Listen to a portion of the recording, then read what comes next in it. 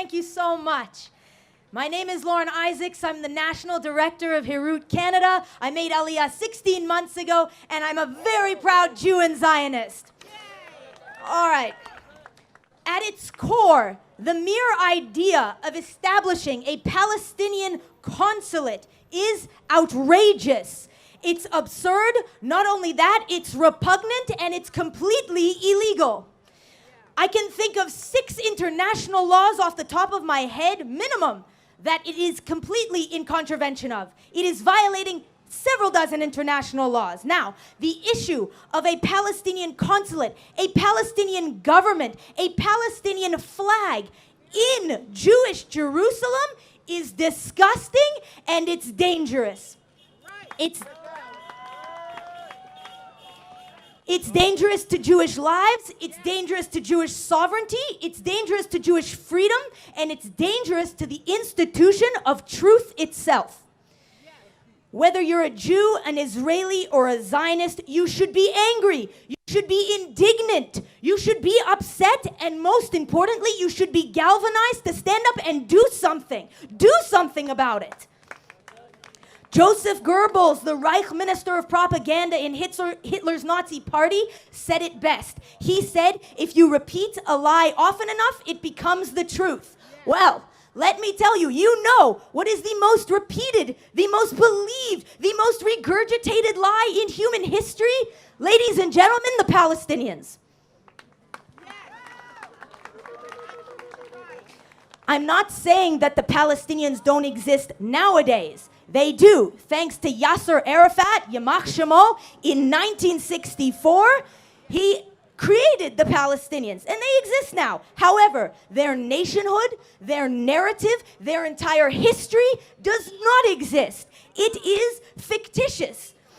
Now, that history has been designed specifically to erase Jewish connection to the land of Israel. On this issue, I cannot be silent, and I hope that you also cannot be silent. I refuse to live in a world where fictitious historical revisionism trumps 5,000 years of documented Jewish history.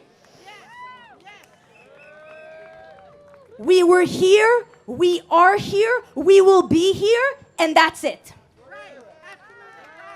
It's time to stop being defensive. Why are we always defensive? Why are we constantly defending our right to exist, our right to sovereignty, our right to freedom, basic human rights that are afforded to every other nation on this planet? Why are we defensive?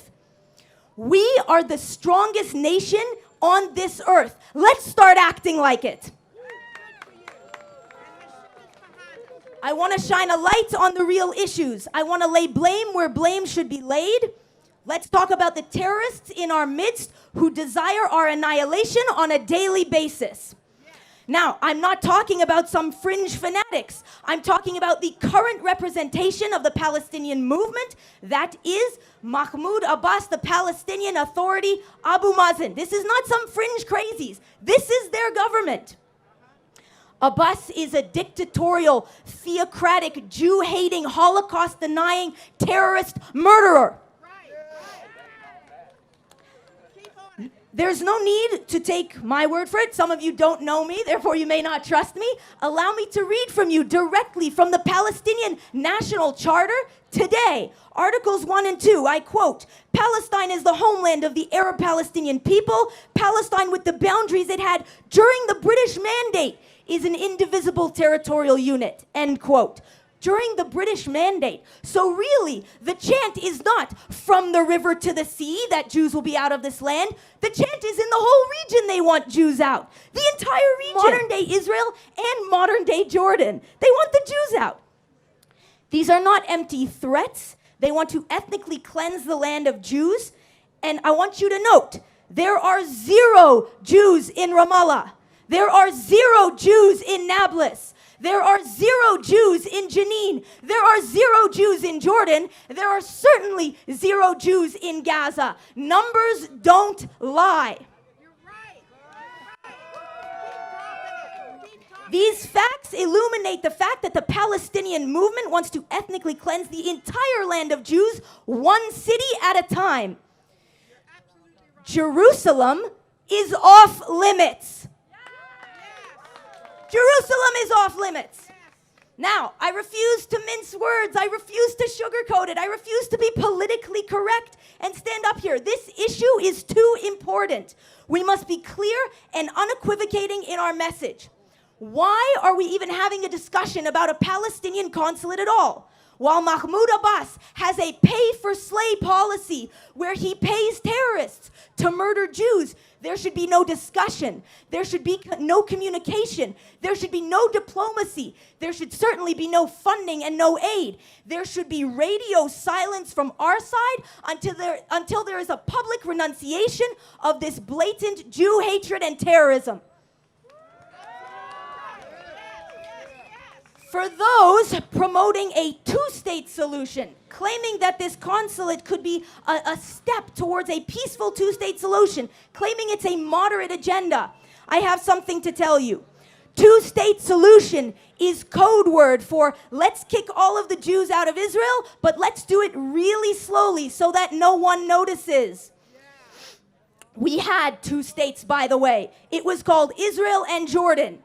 And that did not satisfy the international world. Why? Because there were still Jews here, sovereign, free in Jerusalem.